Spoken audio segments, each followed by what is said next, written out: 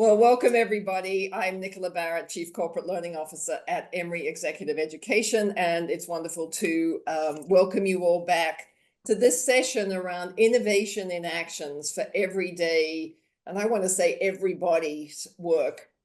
In today's fast-paced world, innovation isn't just a buzzword, it's actually a necessity. And one that probably my team is getting a little either tired or certainly used to me talking about. So this session on innovation in action for everyday work is really about how to integrate innovative thinking into your daily routine. So using the same principles that drive breakthrough products like prototyping, divergent thinking, rapid iteration, these can also help you work smarter, work faster, and have greater impact. And then with AI as your sidekick, I'm still mastering that one, you get to accelerate your insights, enhance your iteration, refine ideas more efficiently and effectively. So I'm excited to have Scott Sanchez, one of our affiliate faculty, with us today. He's going to lead today's session. He's a human-driven product innovation leader. I should know how to say that without reading it by now, Scott. I don't. He's got deep expertise in innovation, product management, design, and a history of turning deep human insights into impactful yet simple products and experiences that delight customers. He's incredibly passionate about putting the user at the center of innovation and experimentation, and has brought this customer-driven approach to organizations of all sizes, including ours, across many industries to help them invent and reinvent products and experience that create growth for their organizations and delight their customers. Scott brings his expertise to two of our Emory Executive Education courses, Unlocking Growth with Design Thinking and AI, that's coming up next month, as well as Disrupting Your Business Strategy, that's coming up in May. Our focus in executive education here at Emory is really to equip today's and tomorrow's leaders with the perspectives, skills, and tools to be successful. So we've increased the learning opportunities focused on the new tools and perspectives leaders now need to be able to master, whether that's AI, analytics, either leading or responding to digital disruption. We have offerings both in person and online and in all of those areas, or whether it's growth and innovation, or as in the case of Scott's two upcoming courses, the combination of both, the design thinking approaches plus the AI that together can help drive new insights, new opportunities for organizations. So I urge you to check those out. I think the team's going to drop the link to both of those courses in the chat, because this is we're at a pivot point in what it takes to lead organizations, what it takes to be a professional within organizations, and learning is part of how do I prepare, how do I make sure that I can do that work better tomorrow than I've done today. Scott's going to spend about the first 35 minutes exploring how we might place the user at the center of our innovation work, i.e. you at the center of your work, and then followed by Q&A. So please put your questions in the Q&A. Also, feel free to put them in the chat because, as you know, for those that have been on Business Over Breakfast before, we monitor the chat as well for questions, and we'll do our best to try and get to all of them by the end of the hour. Thanks, Scott. Over to you. Lots to learn. Awesome, wonderful. Well, we're going to put this into action as quick as we can, and so I'm excited to spend this morning with you. Thank you for joining. And exactly as Nicola said, like, how do we take those innovation things and we'll talk about them and actually bring them to our everyday world. So I hope you have a good next 54 minutes with us as well. But honestly, I hope you actually try some of these things in the coming hours. That's what we find that most people, when they start to embrace this, they'll start small, and we'll talk through that. All right, so let's get into this a little bit. So here's what we're going to do. We're going to use a couple tools today. We'll use Zoom. And as you heard from Nicola, and as you see in chat, we're going to use Zoom chat. We're going to Zoom for comments along the way or questions along the way, and I'll do my best to read those. We're going to use the Q&A function in Zoom as well, and you'll see the slides and you'll hear me talking and whatnot. We're also going to use a tool called Mentimeter, which is sort of a real-time answering of topical questions. And so if you've got a phone nearby, grab it. You can also go there on your computer. In just a second, I'm going to give you a website, a URL, and a code, and you'll follow along and answer questions live as we go, and you'll see those show up along the way. All right, so here we go. In fact, we're going to start out with a poll. So if you've got that phone, if you've got that browser, scan the QR code, go to menti.com. It's in chat as well and whatnot. And you're going to participate and answer questions as we come. And if all the technology is working right, you should see the first question. And I'm going to go ahead and go to it, which is, help me understand where you are. What's your level of expertise on AI? Are you a newbie? You don't even know how to spell it? A beginner? You've tried a few things? Intermediate, right? I use it now and then and I like it. It's helped. Advanced now, which is I use it regularly for a few things.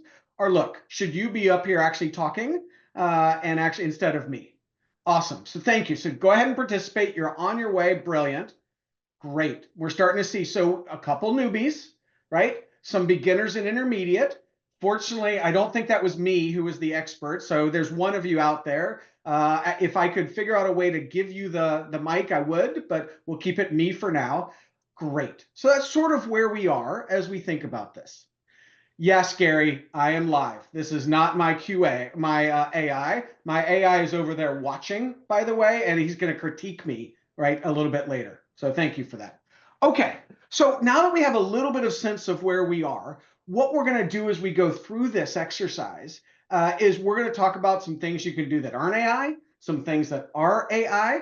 I'm a big believer that there's a lot coming with AI. It's not the end all be all. In fact, the way I think about AI is just like this, right? Is it our emerging sidekick? And quite frankly, I think it is, right? There's us, there's AI, but when you put those together, that's where I think where it's really can be magical in lots of things. And we're continuing to find where that is. And I just thought I would sort of point out the word sidekick. I actually really like this definition as we think about AI. It's an assistant, a close associate, but it's one that has less authority than that person. Now, Gary, yes, Michelle, I'll go back to the QR code really quickly. You can actually scroll up in chat as well and just go to menti.com. But there you go. There's the QR code as we go. All right. Hopefully that got it for you, or just look in chat and you can see the URL and you can just type the code in. All right. So here we go. All right. So sidekick. So I do hope, by the way, it does have less authority than I, although you never know. At least I think this is this is me, not the AI. Okay. So we'll weave that through. And as Nicholas said, we have two courses coming up, Unlocking Growth with Design Thinking, which is really about how do you innovate? What does that look like? How do you do this human-centeredness? And then Disrupting Your Strategy is all about how you apply those human-centered principles to the strategy of your organization, your team, etc. The reason, though, that I thought we would do this webinar is underneath both of these are some key skills and some key elements that I want to bring you today. So that's the idea. So we'd love you at the courses, but I also want to bring a little bit of that to you today so you can hopefully use some of this stuff, and like I said, in the coming hours. Okay, let's jump in. I'll come back to that, Gary. Good question. I'll come back to that. Love it. Innovation. I sort of have a love-hate relationship with this word. I'll be honest with you. On the one hand, I love the idea behind it and what it could be and the way it's changed people's lives. On the other hand, it means so many different things to so many different people, right? Is it about a new product? Is it a new process? Is it a new program, right? Is it about being new to market? Is it about doing something no one has ever done before? Is it a new technology? Is it one of those, I'll know it when I see it? What is innovation really? I think about this a lot because if you teach it, it's not, we want to demystify it. So here's a definition. All innovation is, I don't want you to get tripped up on, oh my gosh, it's that thing I never do. All I think it is it's a way to identify and address a need or solve a problem for a customer. Think about it that way. It's just a way to identify and address a need or solve a problem. I tend to use the need and problem interchangeably, but you're solving it for someone. By the way, the customer may be an internal customer, an external customer, could be any of those. That's a definition for innovation. But I think the trick we have to think about is how do we make it repeatable?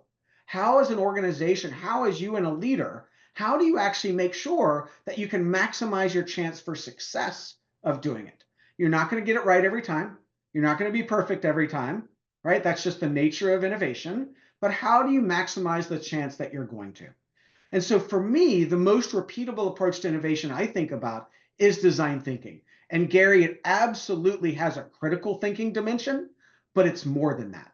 It's really a human-centered way to identify and address a problem or solve a need for a person, for a user, for a customer. By the way, one of the key words, other than human-centered, which we'll talk about in a minute, is identify. Sometimes the problem or need we start out solving isn't actually the right one we should solve. So how do we allow ourselves and our teams to say, I thought it was this, but it's actually that? So we've got to get clear on the problem or need. We've got to solve the solution. We've got to do both of those along the way. So let me bring this to life for you in a story. So let me tell you a story from my time at First Data. So at First Data, I was leading an innovation lab, and one of our first projects is a team came to me, the Money Network team, and they said, can you build us an app? Everybody wants an app, right? Everybody wants an app. But what's interesting about this particular card, it looks like a Visa card. It looks like a credit card, right? It's actually a prepaid card. And so what happens is for what the industry calls underbanked or underserved people, I think of them as just lower on the socioeconomic ladder, right? The people who are living paycheck to paycheck, really, right?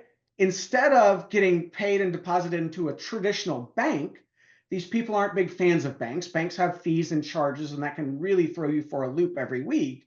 You get your money deposited onto a salary card or a payroll card, which is what this is. And so the team came to me and they actually said, okay, great, Scott. We need an app. Can you help us build an app? So one of the first things we did is we created a super quick prototype, something that looked like this, right? Hand drawn, low resolution. We'll talk about that. And we sort of said, gosh, we could put all kinds of things in there. We could put sort of a checkings account. We could put a savings account. What if we put investments in there? What if you could shop in there? Right? What if you could have loyalty cards in there? And we said, how do you actually put this in, right? Could this actually go in? And actually, Shiva, to talk about your question, this story is actually about a 12-month story, right? And so this can happen much quicker than you think, right? And I'll come back to that as we go. All right, so we created a quick prototype. But if you've ever used a Swiss Army knife, it's not a good knife. It's not a good ruler. It's not a good magnifying glass. It's not a good bear trap. It's not good at any of those, right? Right? And that's what that prototype was. And we learned really quickly that throwing the kitchen sink at them wasn't going to work. So, consistent with design thinking, here's another difference, Gary, with critical thinking. We focused on the user, really deeply on the user. So let me tell you about Erica. Erica lives in north of Atlanta, real person, but she also represents a persona of people we talk to. She's a single mom. At the time we talked to her, which was a few years ago, she had a 6-week-old baby. Lester, her boyfriend, lives with her, is not the father of the child. And when I tell you that she lives close to zero, right, paycheck to paycheck, I wish I could express to you how much. So for example, she's a Money Network card holder. Lester needed to go buy some groceries. She gave him her Money Network card. He was supposed to only take out $20. He took out $40, and they didn't have enough money to buy groceries later that week. Another story Erica told us with a bank. She used to be with a bank, and she had a low balance. She did a debit purchase against it. She got a fee, right? A $15 fee. And they didn't buy groceries that week either. So when I tell you she lives close to zero, I wish I could express how much. So as we started this project, we knew that they called an 800 number. And one of the biggest things they did is they plugged in and said, what's my balance? And then their balance came out. right? So we knew balance had to be in the app, and we knew a few other pieces of functionality that were actually there, right? And then we actually went with her, and people like her, of course, with their permission. And Erica shops at places like this. And one of the things that was crazy is she actually does math in her head really, really well, because as she's going through the aisles of the grocery store, she's adding it up.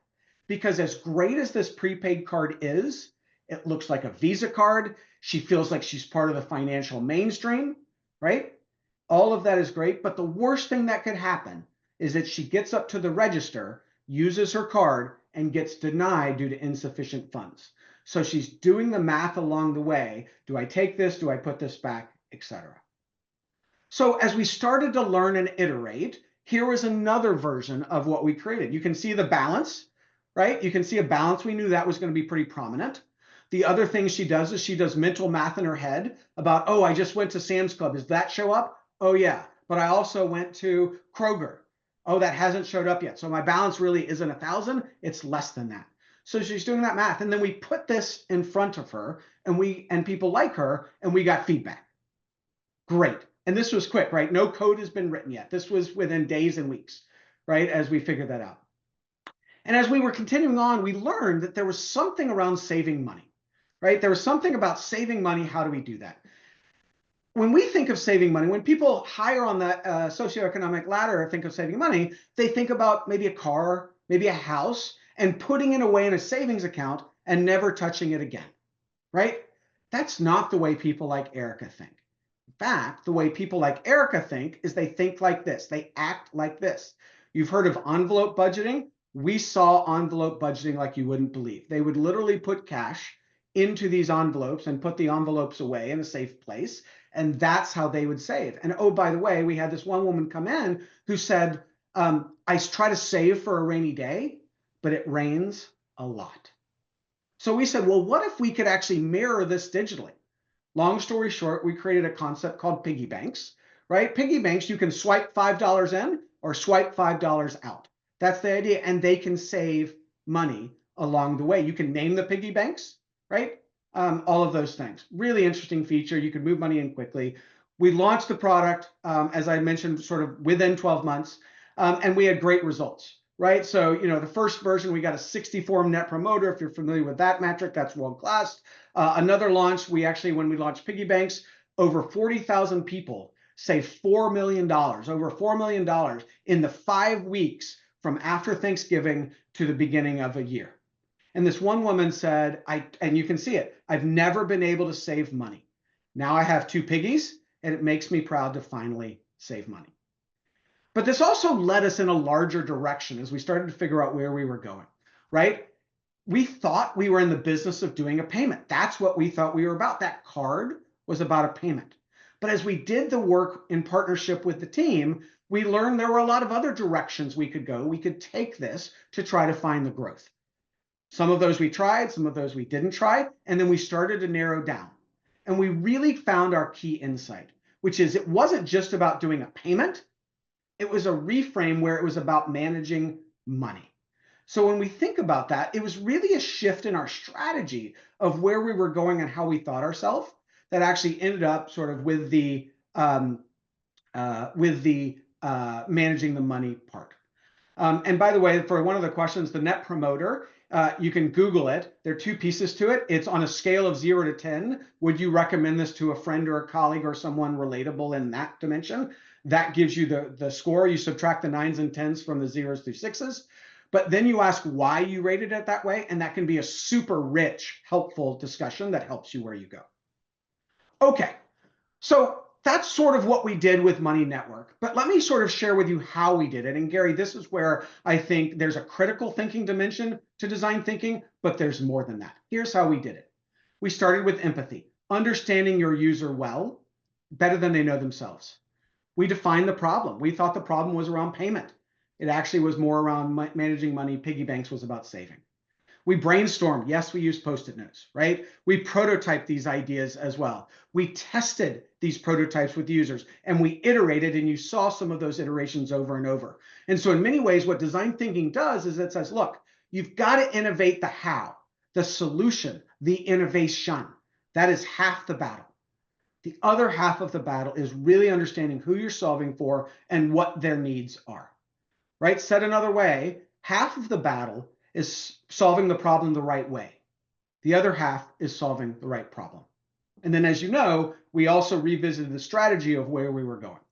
So that's the story, right? Kind of a cool story, right? But let's get back to this world of innovation. If LinkedIn is to be believed, this world out there is hopping, is popping. Yes, this was an AI generated image. We'll talk about that in a few minutes, right? But people are doing great things. They're taking courses at Emory and other places. They're Googling things. They're trying AI like many of you as intermediates, right? They're talking about who they met, where they went. It just seems amazing, this innovation world. How do we bring that to this? And let me be clear, I hope this isn't your everyday world, but think of how much time we spend in meetings and conference rooms and in rooms in our house on virtual and whatnot. How do we bring all of that into our world? And that really is the focus of this, right? That really is the focus of this. How do we bring that together? And that's where I'm excited to spend time. So to set up the second half of the webinar, here's what we're going to talk about. One of the things that we talk about in our courses, as much as we teach methodology and practice and applying and all of those things, one of the things I ask people to do is to run some small experiments in the hours and days after those courses. Because we actually find that big change in people and teams comes from those small experiments. So what this is about is how do we bring those principles of world-class innovation that you just saw me talk about, right, to our everyday jobs with these small experiments. So let's make this simpler for us. If this is sort of what we did, let me come down and make this even simpler for us to think about how do we deconstruct this and how do we put this together so we can actually do things that are actually going to help us move faster, move better, and impact the world. Way to think about it is there's empathy. We're going to go into that. There's prototyping and iterating. We're going to go into that quickly. And then there's strategy. So those are the three things we're going to spend our time with. Let me start with empathy. What if your job is not to redesign a breakthrough product? What if what you really need to do is just help a teammate, right? A coworker who just isn't having a good day, a good week, they're struggling at work, whatever that is. Of course, you could go tell them what to do, or you could think about using empathy. All empathy is a deep understanding of the person on whom you're focused. That's really what it is, right? It's understanding them maybe better than they know themselves. Because what you're trying to do is you're trying to discover their needs, what works, what doesn't, their challenges, their problems. Some of those they can express. Some of them are what we call latent, which they can't express. Often those latent needs that they can't tell you are actually the more important ones that are driving. And so think of empathy as a way for you to figure out what's really going on. Now, the way you go in to do empathy is the mindset of a child, right? Children don't know how the world works, and they don't assume they do. So they ask the question why all of the time. That's what they're always trying to think about is why, why? So how do you do empathy? 4 things. 1, go where they are, wherever they are, get them together in person. 2, engage and talk to them. 3, ask some open-ended questions and then listen, really listen. I'll come back to open-ended questions, and then take some notes because it's really hard to answer and solve in the moment. Sometimes we just need to listen. So open-ended questions, you know this. This is not rocket science. Tell me about the last time you felt you struggled at work. What's the best experience you've ever had at work? What's the worst experience you've ever had at work, right? And then follow up by digging deeper. And why is that? And tell me more. Interesting. And how did that make you feel, right? In most conversations, we try to keep it 2 ways. In empathy, your job is to go deep to understand, and you'll be amazed what people are willing to share. Great. So then how do you try this?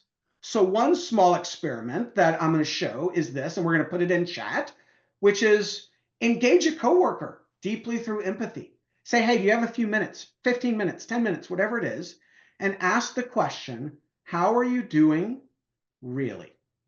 Because you're not looking for the 9th grade or 10th grade boy's answer. Fine. I have a 10th grade boy, and I get that all the time.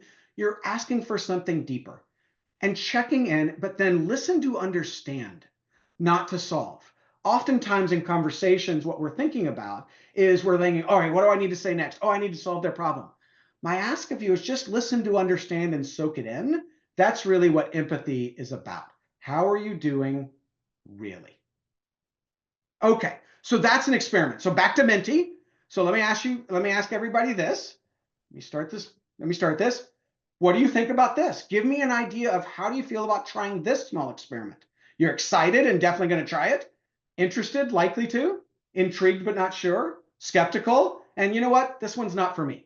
Any of those are fine. I'm just sort of curious what's resonating with you as we go through this, and then we'll go into a few others. So thank you very much as you're adding your comments. All right. So excited, learning, great, awesome. A few skeptics, absolutely right. Maybe this isn't quite the right experiment for you. I'm going to go into a few others as we go along the way. Awesome. Intrigued, not sure. By the way, I appreciate the honesty. Super valuable. Thank you for that. Brilliant. Okay. Great. I think that gives me a great read. Awesome. Something about empathy. All right. So here we go. So that was sort of one thing you could do. Let's do another. Prototype and iteration. You saw what we did in Money Network, right? You saw the prototypes. You saw some of the iteration. Great. Let's bring it down to everyone in our everyday worlds. Let's say you're working on a deliverable. That's what I want you to keep in mind. You're working on a deliverable, a PowerPoint deck, a report, whatever, a presentation, whatever it is that you're working on. You've got an upcoming thing coming up in a week, let's say, right? You're working on that. All right, that's where we're going to stay. What prototype is all about is getting ideas out of your head and into your user's hands as quick as you can, right? Or off of a Post-it note and into your user's hands. Why? Well, one, helps us communicate, right? It helps you think, but most importantly, it helps you learn. And that's what we want to lean into with prototyping and iterate. How do we maximize the learning part of this? Why is it important to learn early? You know this, but this is an interesting conceptual chart, right? You see the project timeline, right? On the x-axis. On the y-axis, you see how expensive is it if you find an error. The later you wait, the more expensive it is. I had this team come to me and they said, oh my gosh, Scott, you're here at this company. That's great. We're going to launch a website. We would love to get some customer feedback. I said, great. When are you launching? They said, next week. I said, do you really want the customer feedback? They said, absolutely. I did a quick research. We got it back. The website failed miserably. What did the team do? They launched it. The cost of the error was too much at that point. They launched it. It failed miserably. They came back to me and they said, Scott, we need your help. And I said, great, let's go back to prototyping and iteration and some of the other stuff in design thinking. Okay, so, but the key thing is you need to think low resolution. Low resolution matters. What do I mean? It's not the right side, it's the left side. Oftentimes when we think prototype, we think sort of a working model. What I'm talking about is something nearly hand-drawn that brings it to life. So the left side is an app that helps you buy a car by taking a picture of a car, all drawn on Post-it notes. Low resolution, it's unfinished. It's barely thought through.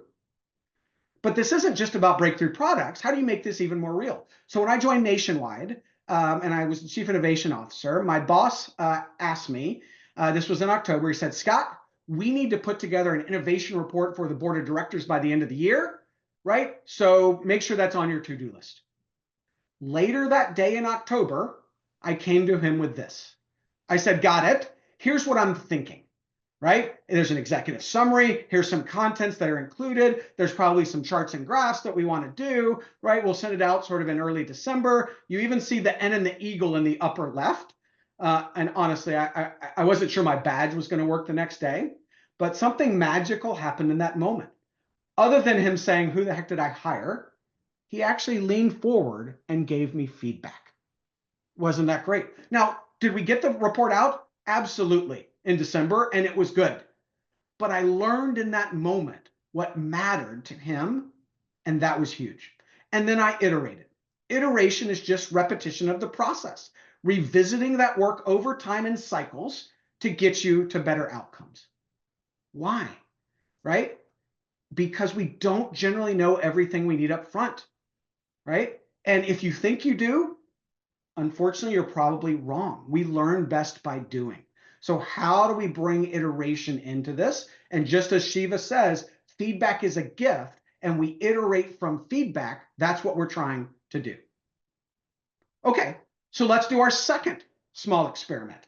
All right, so here's something you could do to practice, prototype, and iterate. Remember, as you're thinking about a deliverable of some sort, just working by yourself for a second, right? You could try and actually plan it out and plan in and build in the iteration, right? I'm a big fan of the 220-200 model. You can do whatever model it is. My day one, I spend 2 minutes putting it together, right? If it's a deck, you can imagine it's a couple slides, it's some bullets underneath those slides, right? And I only spend 2 minutes, maybe three, right? And then I put it to the side.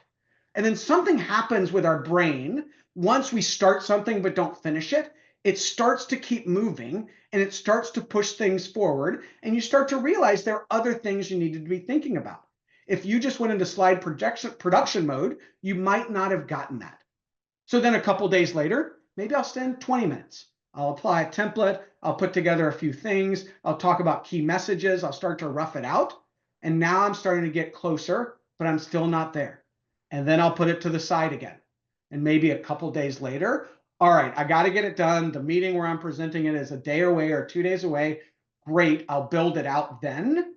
But what I've done is I've built in iteration into my timeline, into my deliverable along the way.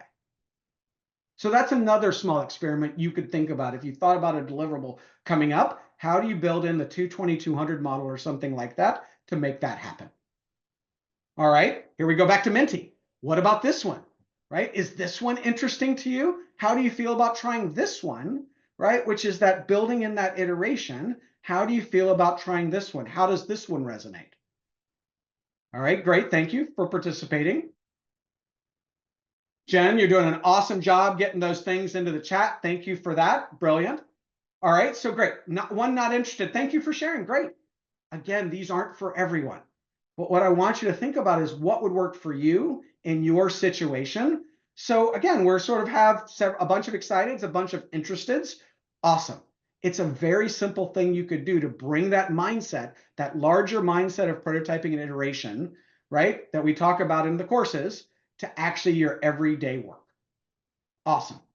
Let's do another. So let me stay with it because as Shiva said, feedback is a gift. The best way to do prototype and iteration is by getting feedback from someone. That's what we're going to talk about. So when I went to First Data, my boss said, okay, Scott, you're here. Let's go build that innovation lab. And he said, will you sort of build your strategy and come back and let's talk through how you're thinking about it. So again, later that day, I came back with this. You're seeing a pattern here, right? Completely hand-drawn, right? I was said, this is about 12 slides, maybe, right? About 12 slides. I'm going to start with the First Data mission. I'm going to talk about what the lab would do. I'll talk about how we do it. You can see the black ink, if you can see the colors, is the blue is his feedback. I'll come back to that in a second, right? I'll talk about where we do it or why we do it, where we do it, how we do it. This is what I'm thinking. What do you think? And again, he thought, who did I hire? But he then leaned forward and gave me feedback. He said, Scott, I don't need why. We got that. Like, we don't need that. But I need who. What's the team that you think you need to create? And when you say how, is that the process that you're going to do? So very quickly, I got feedback. Of course, I iterated, right? And I came back to him and we ended up launching the lab and all of that. And things like Money Network came out of it. But it started here with a prototype and me then iterating and getting feedback. Now, interestingly enough, AI is an awesome tool at actually helping you in lots of ways. I'll show you sort of how it works, but you can actually use AI, and we're going to put this prompt in the chat just so you have it. You can save it off, right? Give me a hand-drawn sketch to act as an unfinished low-res prototype. I will show someone for feedback that has the following sections, right? Sections could be the pieces, it could be the topics, it could be the slides. Like, what are the pieces? So here you go. I've used generative AI, the latest as of yesterday, and here's what it gave me. What we're doing it, why we're doing it, why we're doing it, why we're doing it, what we're like, let's be clear. We're not quite there yet. But honestly, this still would have gotten me feedback. This still would have gotten me good feedback. So if you don't want to draw, and most people feel like they can't draw, right? If you don't want to draw, you can actually use a generative AI to actually create this, right? And we're getting better and better. Now, I'll leave it to you to sort of decide which of these is the better one. But when I ran this experiment a year ago, you should have seen what I got. Yesterday, we're starting to get closer. But the prompt was important to set the expectation with the generative AI of what I needed. Okay, so you get the idea of prototype and iterate with someone to collect feedback. So here's a third experiment you can try. Do a very high level outline of a report or a document or this deliverable using Post-it notes. Imagine if it's an annual report, right? Table of contents, executive summary. You don't write those yet. Imagine there's some data, there's some charts. Imagine there's some recognition at the end. You don't spend your energy actually working on all these pieces. You just say these are the pieces, and then you share it with someone and you get feedback, right? That's the idea. And as Shiva said in the chat, feedback is a gift. And one of the great tools you can use to get feedback is called I like, I wish, or I like, I wish, I wonder, right? Which is all about you share that protocol with them and they give you feedback. I like this, I wish that. It's a really easy way to get constructive feedback. So you get the idea. Do something in Post-it notes, show it to someone, and get some feedback. So now, come on, where are you? Oh, there we go. All right, so how do you feel about this experiment? Give me your thoughts. What do you think? Is this more interesting to you? Right? Again, sharing a prototype and getting feedback. Awesome. Thank you guys for participating in this. And we're almost at the Q&A, by the way. So be ready with questions in the Zoom Q&A, in chat, etc., and we'll get there. Great. Thank you guys. Couple people not interested. Great. No worries. Right? Figuring out what works and what applies to your context matters. A good number of people excited. Go try it. Right? You can move fast with this type of methodology. That's huge. Okay, let's do the last piece, and then we're going to open it up for questions. So the last piece that I talked about with Money Network is this strategy piece, right? Oh, strategy. Oh, the word strategy. Look, I love how Emory teaches strategy. Sometimes we teach it big. Sometimes we teach it small. I'm going to talk about small, right? How do you use strategy to, quote, plan a meeting? So what strategy ideation is, it's actually about expanding the pool of possible strategies before you choose the probable strategy, right? Why is that important? Most organizations, most people, right? They generally have that one strategy that comes to mind. They're like, I'm going to do it this way, right? Most organizations do that. They sort of think they know and they just go because they want to move fast. I love moving fast, but you got to move smart. Other organizations do the kitchen sink approach, right? We're going to do all of this, right? And you don't really make a choice, right? But again, strategy can be at a company level, a product or project or program level. I want to keep this small for us. So the key principle behind strategy ideation is first create choices and then make choices, all right? And actually separating the generation of strategies from the evaluation of strategies. A lot of organizations, a lot of people will throw out an idea and somebody will say, that's not a good idea, or we've tried that, or we've done that. What I actually want you to do is to separate generating ideas from evaluating ideas. Because at the end of the day, strategy is about choice, what you will do and what you won't do. So let's talk about diverging or flaring or creating choices. This is another area where generative AI is a rock star. It may not give you the perfect answer, but imagine, here's the prompt, and Jen's going to put this in chat. Act like a professional meeting facilitator. I have a meeting and I need to accomplish X. I'm worried about Y. Give me 10 practical strategies for the meeting. Make sure to come at it from different angles so I get a diverse set of possible strategies. Marie, we'll come back to that. Great question on how you introduce this to the team. So generative AI can do this, and it can give you a lot of different things. You then are in control to say, well, which of the 5 or 7 do I want to do? But generative AI is really, really good at this. As long as you tell it what you're looking for, you might be surprised what it gives you. All right, great. That chat's in prompt. And then you've got to narrow and converge down. And I will be honest, this is harder, right? This is harder for people to make. to do. It just is. And by the way, AI, not very good at narrowing. Great at generating, generative AI, not great at actually converging. So here's the last experiment before we get to questions, right? Try a strategy for an upcoming meeting. Try to create one, right? First, use generative AI, use that prompt, and get 10 different strategies you could take. That's the generative flair. Then pick 2 or 3 that you think have the most promise and detail those out a little bit, flesh those out a little bit, etc. And finally, choose one you think is best and try it and learn from it. And what you're doing is you're basically saying, before I jump to the answer, let me think about all the things it could be. Let me, with a process, narrow in what I think it should be. So you get the idea. Here's our last poll, and then we're in questions.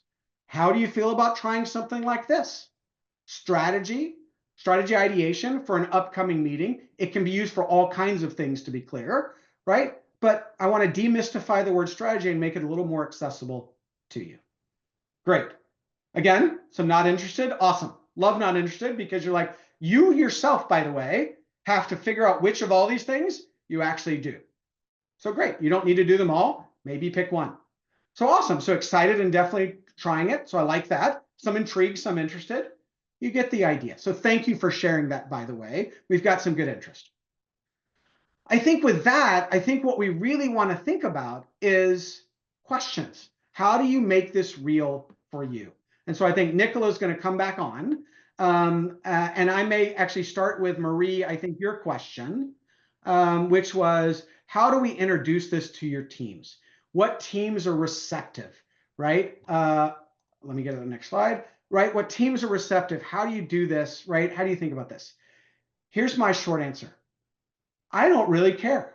And I don't mean it that way. You can use the language of design thinking, you cannot. You can say I'm introducing something new, you cannot. Figure out what works for you. Just start small. Start with one meeting. Start with one attempt.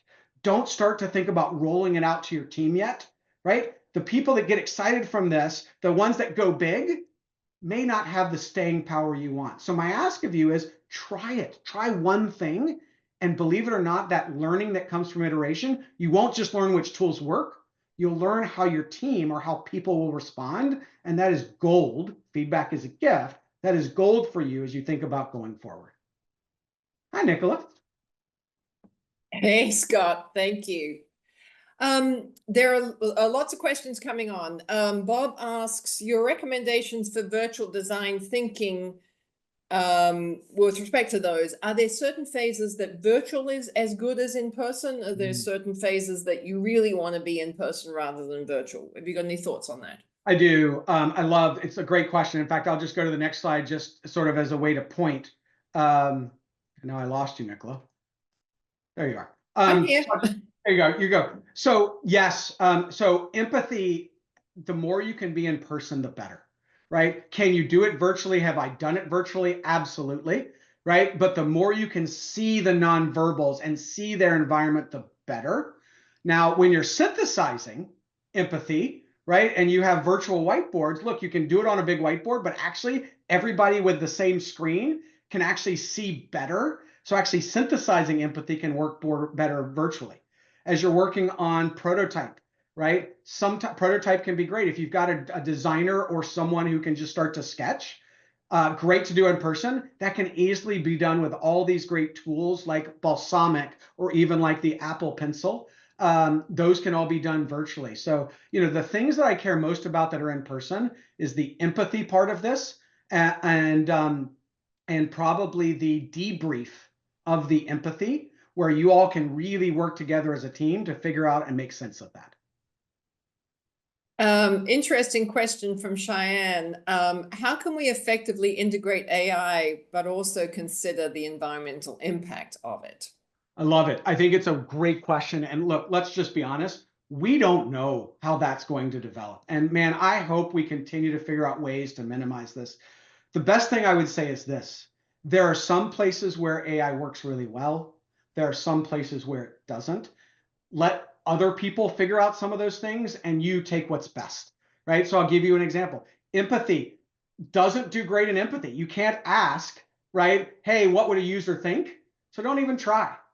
by the way, I've been using AI to synthesize interview notes. It actually does a pretty good job at that, right? It synthesizes down, but then I ask it for direct quotes and it didn't do a good job. In fact, it made up quotes. I asked it as I was doing this, I said, hey, are these direct quotes? And it said, no, I was sort of paraphrasing. And I was like, oh no, you get the idea. It's great at ideation, right? It's terrible at testing prototypes with people, right? It won't help you get those answers. It will actually lead you astray. So that's the way I think about it, Cheyenne. It's a great question and it's an unanswered question, but how can I use it for the things where it really helps me and then not have to try and use it for all kinds of other things? Again, start small, see what works, and then go the directions you want. Shelley asks, Scott, is this approach easily adaptable in government environments versus private sector teams? Yes. So I've seen this approach work in healthcare. I've seen this approach work in government. I'll come back to that in a second. I've seen this approach work where you have products, physical products, digital products. I've seen it work where you just have experiences along the way. I saw it work for a radio station that actually used some of these processes to figure out how to improve the information flow in a newsroom. There's nothing that there, and the good news, bad news is it can apply to all kinds of things. The bad news is it can apply to all kinds of things. In government, what you have is you have people who are your users, internal customers, external customers. You have processes and experience that they go through and make that along the way. I was doing a project at the CDC a number of years ago, and they weren't building a product. They were trying to get deeper insights into the population. And so we taught them some empathy. We taught them some prototyping. We taught them some of those things, and they applied those into their world. And so I've seen it be applied to all kinds of things. It can absolutely be applied to government. I think the key is there's a user or users that you talk to and you understand it affects them. And there's some experience they have, whether it's a physical product, digital product, process, series of meetings, whatever it is. That's what you're trying to do. That's why this design thinking, a human-centered way to identify and address a problem or a need, I think is very applicable. We hit a lot of these different case studies in our courses as well. In fact, let me just pop there. One of the things we talk about in disrupting your business strategy is we don't just talk about big businesses, we talk about small businesses as well. And then we talk about technology, of course. We talk about Kodak. That's a fascinating story, right, as well. But we talk about other types of businesses that can think about this because, as we know, strategy applies to lots of things. Thank you. Shiva asks, how do you innovate with 6 to 12 month roadmaps? Yeah. I often struggle with this. How do you balance that? It's a great question. I would say a couple things. One, the Money Network story I told was most of it was about a 12-month story, with a lot of that being taken up with development. We got most of our learnings in a couple months. When you're working at lower resolution, you don't have to worry about development timelines, right? You just hand sketch or draw something and you iterate from that.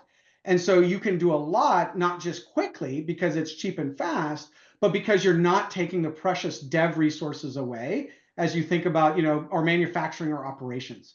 And so what I think about a lot, right, for teams is what's called dual track agile. If you're familiar with agile as a development or as a deliverable methodology of getting things out, whether it's technology or not, I think of dual track agile. What that means is we do design thinking cycles, and what lags behind that is the development or the manufacturing or operations cycle, the longer lead time. So we're learning out in front in one track, and we're sort of adopting and integrating those learnings in the second track. And so it's not a waterfall approach, which is where you really get into these, let's figure it out and then let's build it. You're sort of building as you go. Team takes talent, team takes time, but that can be a really good way to get things out, even within those constraints that we all face, whether it's 6 to 12 months or whether it's quarter by quarter, which is another sort of rhythm that these organizations have.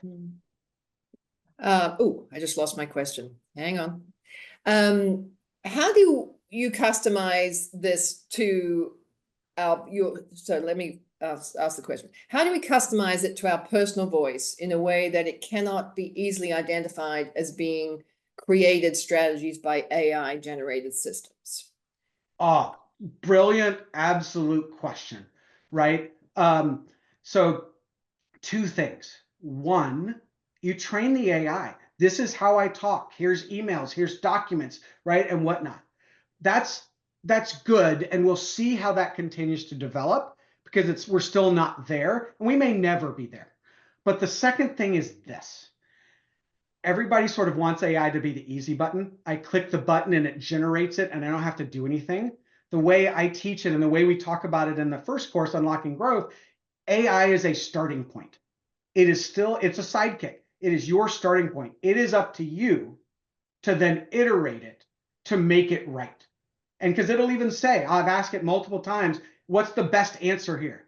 And it often says, I don't know, right? That's your job. That's why I think this model of human plus AI with AI as our sidekick is so important because it can give you lots of input. It's really good at diverging. It's giving you inputs. It's giving you starting points.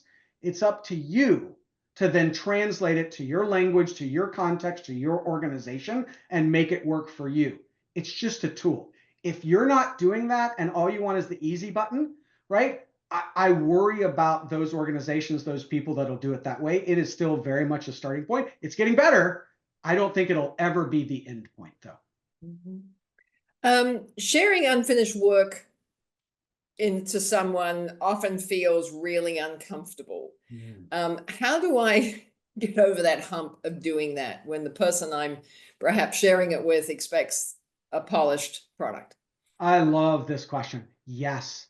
I'm hoping some of you were like, would I really do this in my organization? Would I really bring this to my boss? And a lot of you would then answer no. So I love the question. So I would say two things. One, preface it, caveat it. And here's what I often do when I say that. I've got a really rough idea to show you, right? Right? So I'm setting expectations. Right? It's really rough. It's even hand drawn. So I've lowered the bar. I've said that. Secondly, I say, I could use your help, right? I want the good, the bad, and the ugly. You're not going to hurt my feelings. So what I've done is I've lowered the bar and I've said, here's the role I need you to play for me.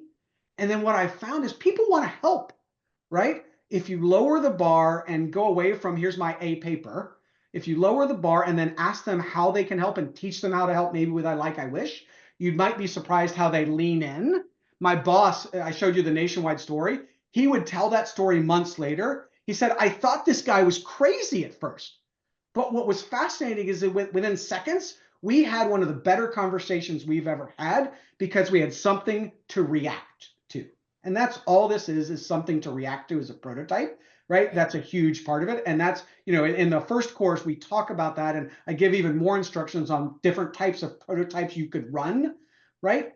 But it's all about lowering the bar, setting expectations, and just doing it and lean in. And you might be surprised. I would try it. Quick last question. I'm curious, Scott, how you go about when you are talking to people or seeking out people to understand how where their pain points are, where their needs are. How do you take bias out of that? So how do you go to I suppose, a diverse rather than a stereotypical audience? It is a really hard challenge because you could go in with an open-ended question, right? And it's unbiased, but then in your head, you sort of have the idea in your head. So I think there are a couple things you got to think about. One is that mindset of a child we talked about, right? Which is how do you sort of take all that expertise you've got and put it to the side, right? And then just worry about that later and just be in the moment asking and listening to respond, listening to understand, not to respond or sell or solve. That's one. Number two is this is where a small, diverse team that you're working with is magical because they can keep each other honest. If you have people different perspectives, you've heard of the two pizza team. If you have people from different perspectives working together, they can say, you know what, Nicola, I actually think that's your thought. That's not what I heard from Joanne. Joanne felt blah, blah, blah. And so you're switching from me's and I's to the user, and they can keep you honest on that. And then third is through the process of iteration, right? Yes, you might go in and validate your hypothesis with one user, but if you keep hearing it with multiple people over multiple rounds, it's much harder to stay true and to have that, that confirmation bias where you think you know the answer. And so the process helps you get there along the way as well. Thank you. Over to you, Tammy. All right. Hi, everyone. My name is Tammy Long, and I am a member of the Executive Education team.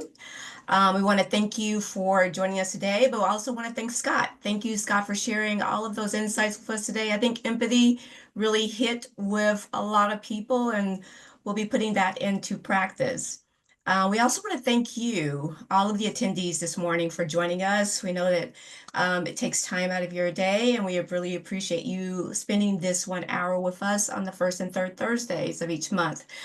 So looking ahead with upcoming BOB sessions, we have April the 3rd, a fireside chat, all things AI with Joe Sutherland. Joe is the head of the Center for AI Learning at Emory, and he's going to share his insights and answer your questions on a broad spectrum of AI topics.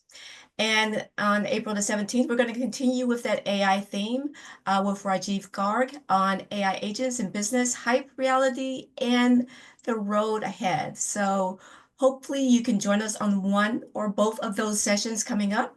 We also would like to share some upcoming featured short courses with you. We do have our new suite of asynchronous online courses that we invite you to take a look at and hopefully sign up for. Again, these are new. They're fully online and they're self-paced. So work with you and your schedule, very flexible.